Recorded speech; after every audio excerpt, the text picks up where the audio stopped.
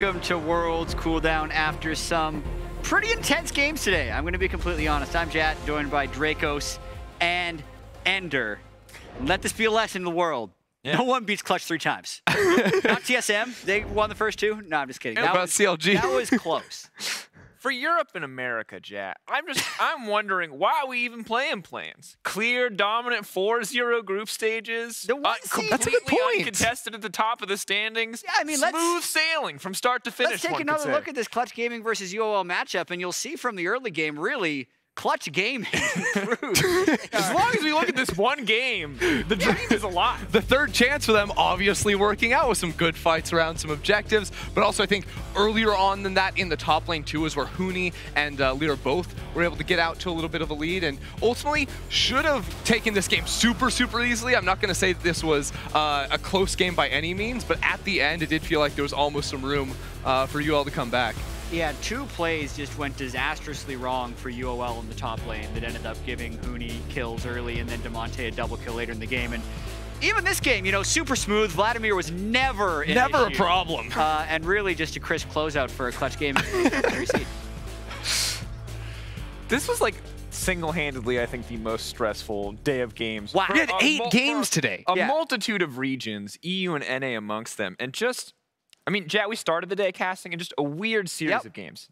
Never did the expected favorite come out on top. I think from my perspective, I expected Clutch to come back, turn things around, adapt the second time they faced UOL. It took a third time, but, you know, third try. Well, that was sort of the weirdest thing, too, because it felt like in the regular group play before the tiebreakers, everything was going absolutely backwards, with Unicorns of Love taking Clutch Gaming 2-0. Then we're like, surely if they can beat Clutch... Lower seed only beat the higher seed in every single game of Group A until the tiebreakers. So I just want to know. It was clearly accurately seeded. Well, no, that's just not true because Mammoth would have beat Clutch using that logic. Did they, though? Look at the standings, Ender. If they'd had the chance in the tiebreakers. Yeah, and I mean, Dracos, your point, like after today's games with the dust being settled, right? Splice and Isurus advance in Group B, Clutch and UOL advance to Group A, and if you didn't watch play-ins and you just look in the seeds, you would just assume things went completely to chalk. But they really didn't, right? We saw a major region drop 2 games, an NA or EU major region drop, or just NA drop 2 games in the group stage for the first time, barely win the tiebreaker game. The Splice games against DFM, they dropped one of them and then had a real tough one against Isurus towards the end of the day. Ender, what were your thoughts? Well, I think it's interesting because everyone expected, you know, Clutch Gaming to come out first, Splice to come out first, but I felt like there was some hesitation in terms of like hope for these teams coming in. You look at EU and it felt like the top 2 teams were significantly better than a Splice. Clutch Gaming, for a large part of 2019, you would not have considered as the 3rd best team in the region. So these teams did come in here with, I think, some lower expectations than we saw maybe of 3rd seeds in previous years. But at the end of the day, they were able to prove that they still are the better teams. And I think for me, looking especially at Splice and Clutch in this case, you know, you hear Demonte, he's like, hey, I think we learned you ban Heimer and that solves all the problems. I don't think that solves all the problems. Heimer every single one. The summation of the problems. Really, Heimer's just impossible to deal with, Dracos. Yeah, and I don't think full tank Hecarim was the sole source of problems for Splice. Like, I'm actually very concerned for both these teams heading into best of 5s, and more importantly, if they can win their best of 5s heading into group stage. The good news is they've probably identified a lot of those problems now. The bad news is it honestly looks like there's a lot of problems. Yeah, I'm concerned as well, and I don't think it's a given that Clutch Gaming or Splice win their bracket stage game for knockout when you're thinking they're going to be facing one of the 3 teams from Group C or Flamengo or Royal Youth. From the level we've seen in a lot of these play-ins, a lot of these teams can compete.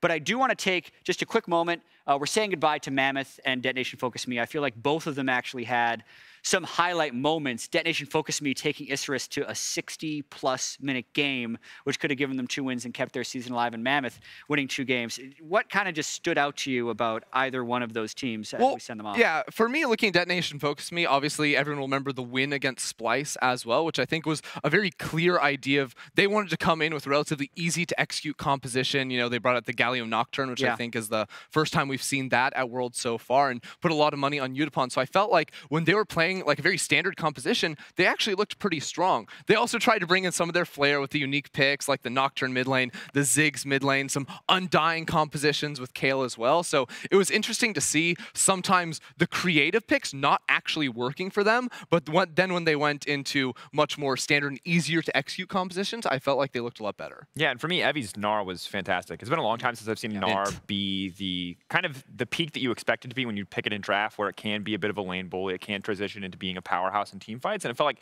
Evi pulled that off. You saw it in some of the clips in the Splice game, knocking the Kennen back, ensuring the rest of his team was safe, and he was a real hero for DFM, and just incredible to watch him. And on the opposite side for Mammoth, I think, you know, it was a very up and down tournament. We got to cast the crazy 9K Xayah team fight, so shout outs to King for that one. I gotta say, King would have Mammoth's probably highlight of this when they were able to beat Unicorns, go up 2-1, play defense for actually 32 minutes. That is something pro teams haven't been able to do successfully for about a year and a half and actually turn it around for games. It seems like they always crack during the Turtle.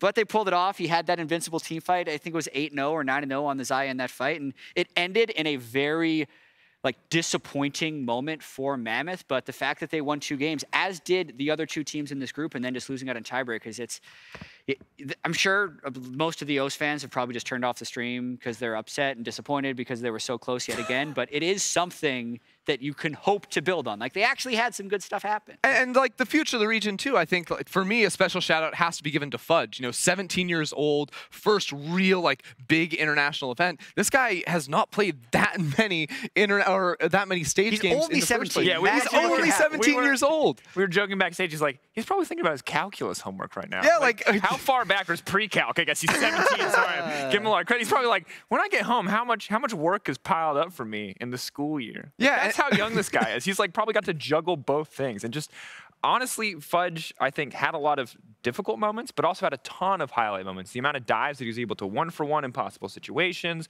or walk out alive when he definitely should have died was really cool to watch. Yeah, actually an incredibly entertaining day of games, even if the results are like nothing happened.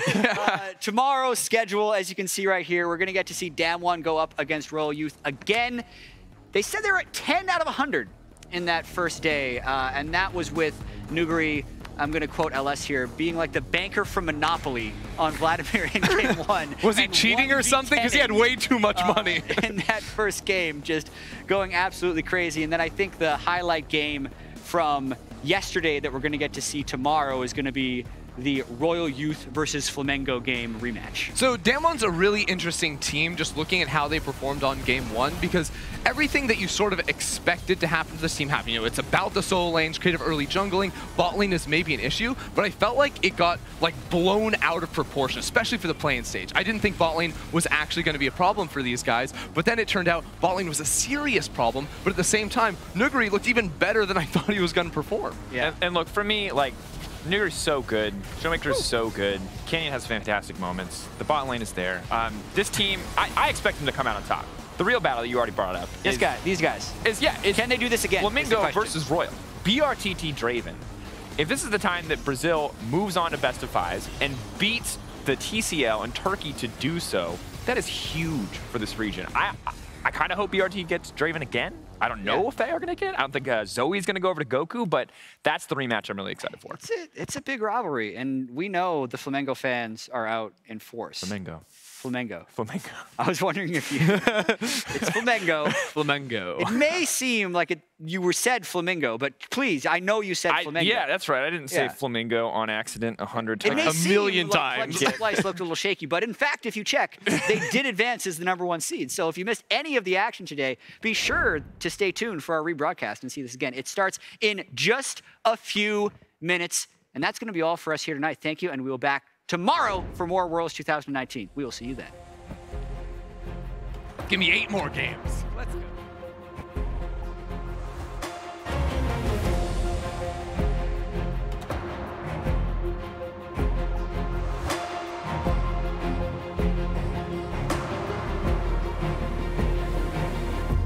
Yes, still very much the CS boss, though, potentially in trouble. Good bit of damage now coming out. A lot of healing coming into Demont. He's going to go right in the midst of it. He gets one. The Aatrox is massive. Huni is sticking around, and Boss is going to get knocked back. He's going to get out. means the later the game gets, the smaller a mistake could lose a free elo. Here we go. Comes a big fight, trying to find the stun. That's going to be a 3-minute stun. A beautiful ultimate immediately kicking off. Fiddlestick in the background saying, surprise, surprise. Doesn't even need to land. There it is. The double kill coming in. DFM slowly and steadily pushing forward, but they're all grouped up now. Here it is! Here comes a massive ult, but no! Emmy stops it in its tracks. VODS is not able to get everything he wants. Kobe still kicking off the fight in favor of Spike. GA now coming in, Steel trying to retreat. He will live. VODS has gone down. King still wreaking havoc through the backline. King still so incredibly strong. King is going to be the difference maker. Wait for the stun again. The feathers will come back. It does not matter. The triple kill for King. Well, Angelus opens up onto Steel. Gang jumping onto the backline. They get they got it. It's down. But look at the damage coming back in response. Saya getting in from the side. Emmy jumps in with an R. DFM holding onto the game, holding onto their lives. 5,000 HP left on the Elder. We're Angelus. Here he comes. What Angelus, the angel for Isurus Gaming. DFM Isurus. What a game! This may seem harsh, but it was one of the worst games of League of Legends I've ever watched. Destiny jumping in, trying to get onto Hooney, but look at how tanky that Rise is. The charm coming out, the quickness is enough, and Mammoth are falling to pieces. A double for Cody, he's going in. He wants the Penta, but it's stolen away from him. 2,000 HP left on it. Oddie rooted up, he's in the pit. It's taken by Kobe, and Oddie falls. Here comes Saya from the side. One up straight away. Saya down. Kobe with the shot to the back of the mid laner. No Man's doing as much work as he can in the middle of the fight as the Nanasix still has the G8 to come up. Inax jumps forward, yet to see a unicorn fall. Inax jumps in, Chippo trying to survive, but up he goes. Unstoppable falls isn't enough. Leo misses the cocoon. DeMonte eventually falls. The unicorns of love, though, all low. Hook from Vulcan onto Boss, goes into the realm of death. Inax jumped on the backline by Hooney, who gets one. He's looking for more. That's two for him. This could be an easy triple for Hooney.